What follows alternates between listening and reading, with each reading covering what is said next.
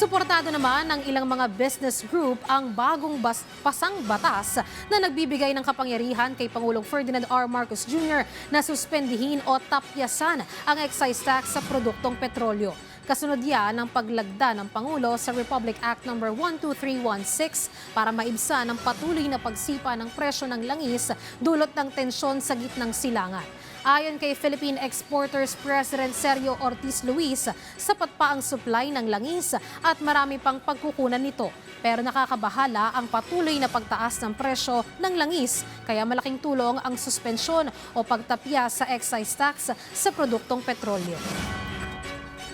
Maraming supply.